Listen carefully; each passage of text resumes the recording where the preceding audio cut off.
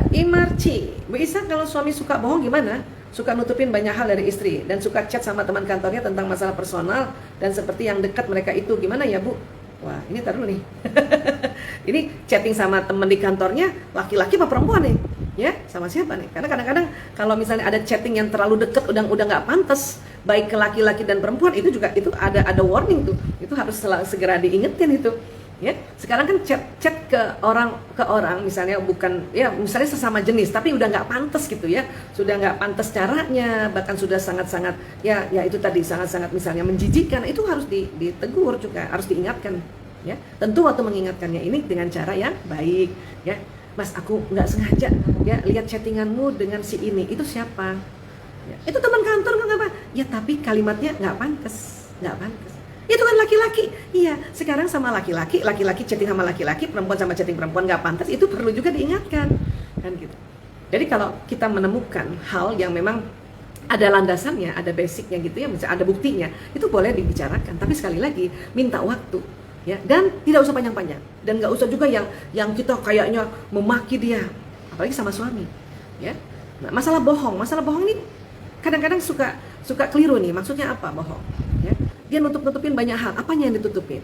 Ya, tentang pekerjaan. Kalau tentang pekerjaan, kalau Bu Isa nih, Ayah Toto nggak mau cerita tentang pekerjaan sama Bu Isa, Bu Isa malah seneng. Alhamdulillah, gua nggak ikut kepikiran. Itu tentang itu. Ya, terus tentang apa lagi? Ya, misalnya dia nutupin misalnya ya dia kasih uang ke keluarganya, kasih uang ke kakaknya, kasih uang ke misalnya ke adiknya atau kasih ke uang keluarganya, terus dia nggak mau bilang sama kita. Itu kan hak dia, hak suami. Tapi memang lebih mulia lagi kalau suami memberitahu kita, supaya apa, kita malah lapang dada dan kita juga bisa mendoakan, bahkan kita juga bisa membantu juga memberikan, kalau itu untuk keluarga, untuk mertua, kayak untuk adik kakaknya kan bisa gitu ya. Terus apa lagi misalnya yang ditutupin apa? Ya, dia misalnya punya will gitu, terus ditutup-tutupin. Nah, itu baru itu yang baru kita harus ya diskusikan atau harus kita ya bicarakan. Ya. Tapi kalau hal-hal yang lain kayak gitu ya, yang memang nanti dengan tujuan dia bukan supaya kita nggak terlalu kepikiran, sudah nggak apa-apa juga. Bu Isa nih nggak semuanya tahu tentang Ayah Toto, nggak apa-apa juga. Dan kalau dia cerita, Bu Isa selalu bilang terima kasih ya Ayah cerita sama aku. Bilang seperti itu supaya si suami merasa istriku sangat bersyukur. Aku cerita sedikit aja dia bersyukur. Gimana lagi kalau aku cerita banyak kan gitu. Ya, nah itulah perlu sekali cara-cara yang manis, cara-cara yang santun, cara-cara yang bijak terhadap suami. Dan stop untuk bilang dia berbohong. Nanti betul-betul berbohong. Ya. Kenapa Bu Isa? Nah, kalau kenapanya bisa dijelasin panjang lebar nih. Nanti nggak habis, nanti teman-teman yang lain nanti tanya belum sempat dijawab ya. Pokoknya stop berbohong, stop bilang tentang bahwa suami saya pembohong, stop bahwa anak saya pembohong, itu stop, itu ngomong kayak gitu. Ya, sudah diam aja ya. Kalau misalnya Anda merasa dia berbohong, bilang ya Allah saya maafkan dia, ya Allah ampuni dia ya Allah. Itu jauh lebih baik dan jauh lebih mulia. Ya. Oke. Ya, lanjut. Ya. Soalnya _Ditya. Kalau anak kita bahasa kasihnya pelayanan umur 4 tahun, apakah tidak menjadikan dia anak yang manja atau jadi generasi home service karena apa-apa selalu dilayani? Nah, di dalam konsep bahasa kasih kan dikatakan ya, ngecas baterainya itu bukan 24 jam. Baterai apa aja yang dicasnya 24 jam jebol. Baterai buatan yang baterai kita nih, baterai HP aja coba dicas 24 jam jebol lah. Ya. Nah, ini yang harus teman-teman luruskan lagi nih konsepnya. Bukan berarti kalau dia pelayanan bukan dari 24 jam dari pagi sampai dia 24 jam hidupnya dilayanin terus dia. Bukan gitu. Ya. Pelayanan itu terkadang dia yang melayani kita. Ya. Anak yang wataknya pelayanan, dia yang layanin kita. Bunda, aku ambilin sendal ya. Bunda mau minum, aku ambilin minum. Itu pelayanan. Dia yang layanin kita. Nah, kalau ada anak pelayanan yang seperti itu, bilang, ya nak, alhamdulillah terima kasih ya nak, kamu layanin bunda. Bilang gitu.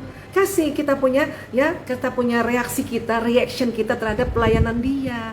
Itu pun udah ngecas. Bukan dari awal dikasih apalagi kalau misalnya nanti setelah 4 tahun. Dan 4 tahun aja masih dibolehkan kok. Kita mandikan dia, kita sisir rambutnya dibolehkan kok.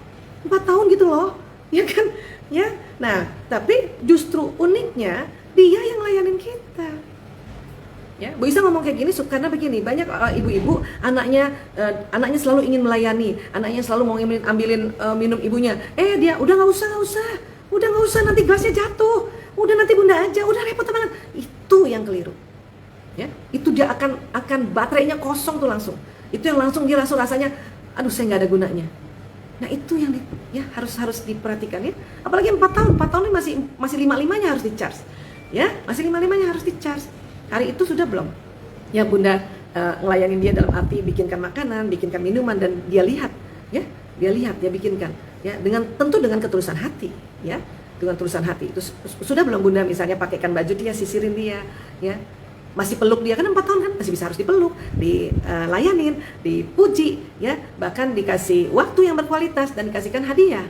Nah, waktu bikinin minum, bikinin makan, waktu kita bikin itu namanya melayani. Waktu kita kasih, ini hadiah buat adek, ini hadiah buat kakak, itu namanya memberikan hadiah.